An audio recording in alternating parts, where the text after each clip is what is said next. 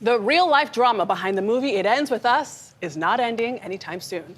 Allegations of smear campaigns, sexual harassment, and power plays between actor and director Justin Baldoni and his co-star Blake Lively continue to spill out in now 4 lawsuits, the latest of which was filed yesterday, with Baldoni suing Lively and her husband Ryan Reynolds for alleged defamation, seeking, listen to this, $400 million in damages.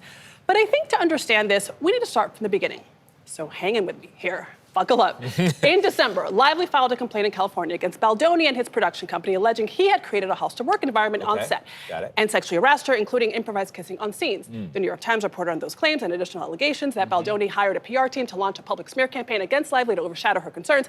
Baldoni, who has since denied the allegations against him, sued the Times for libel, arguing it worked with Lively to advance a, quote, false narrative by cherry-picking out of context even doctored private communications. In response, the Times rebutted Baldoni's claims and said the story was meticulously and responsibly reported. Lively then filed a federal lawsuit of her own against Baldoni in New York, echoing the allegations of her California complaint. And that brings us back to Baldoni's defamation suit, which also claims that Lively and Reynolds waged a campaign of intimidation, harassment, and civil extortion to take creative control over It Ends With Us. In a statement, Lively's team called Baldoni's lawsuit, quote, another chapter in the abuser playbook, and characterized it as a retaliation against a victim of sexual harassment. And that's where we are. Did you get all that, Tony? I got most of it. I think I got it. I'm going to look for some analysis on that, though. It's a lot to digest. We've got CBS News legal contributor Caroline Polisi here to help us understand it. So, wow. A lot of competing claims. A lot of competing from very wealthy, famous people who expected to make a lot of money into the future and now are fighting over their ability to do so, right?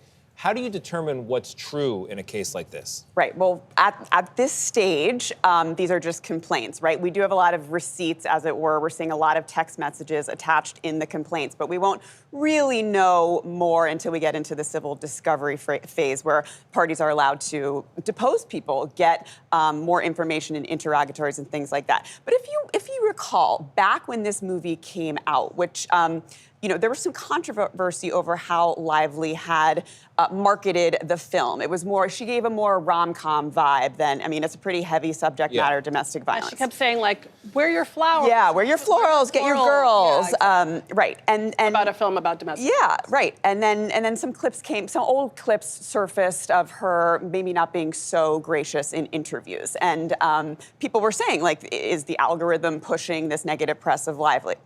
So fast forward, she files this complaint in California. It's now in the Southern District of New York, essentially claiming sexual harassment. And tied in there is that smear campaign that she alleges is what essentially gave her all that bad press in the beginning of the movie.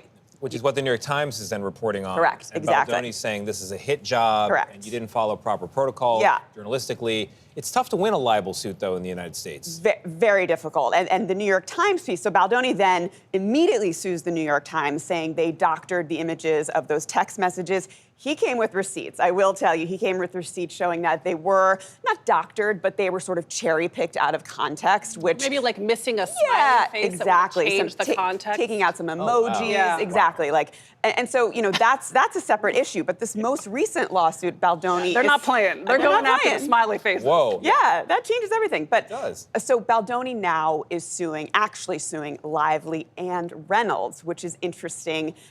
He's essentially saying, and it's pretty, I mean, the complaint reads like a novel. It's like, this didn't have to happen. She started this.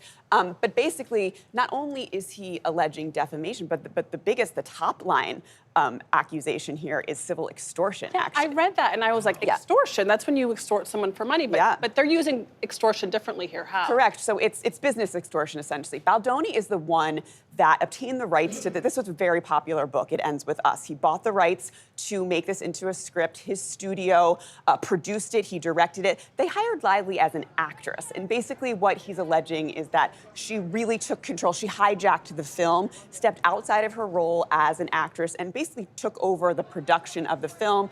Her husband was rewriting scenes, things of that nature, and she threatened to actually pull out of the film. That's where the extortion comes in. They had spent so much money on this film that Baldoni felt like, well, he had to, you know, give in to her demands, otherwise he was out all of this money. The strike that took place, that's when Lively and her team sort of implemented this list of demands, which they felt like they had to sign in order to keep going. So do you think the bottom line here, is this really about the law, or are they trying to just push their own narratives in the court of public opinion? Yeah. And there's also the issue, Baldoni is saying that he's suing for all of this money, $400 million, because he's worried he may not be able to work again. Yeah. That's right. I mean, there's some serious reputational damage going $400 million, on though, here. seems pretty steep. It is, and these are all speculative Not that numbers. old, you know? They're scare tactics. You know, I think people they want to settle these lawsuits, but yeah, we're getting a peek behind the curtain in terms of these text messages and how, you know, Hollywood is based a lot on sort of conventional things that go on. They're not written down. I think you're going to see a lot more buttoning up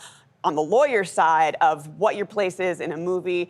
You know, there's this issue of the intimacy coordinator. Yeah. You can't improvise sex scenes, Right. you know, without specifically choreographed moves. That was one of Blake Lively's big issues in the sexual harassment. She claimed Baldoni sort of improvised these sex scenes. But he claims that she didn't want the coordinator. Correct. Yeah. I mean, And he has this is- receipts on that. He does. Well, Yeah. This is a lot. Wow. I mean, if you could buy stock in law firms and PR Yep. crisis firms, I would do it because it's going to be a lot of Same. billable hours. Absolutely. It's a lawyer's dream. Caroline Polisi, thank you so much.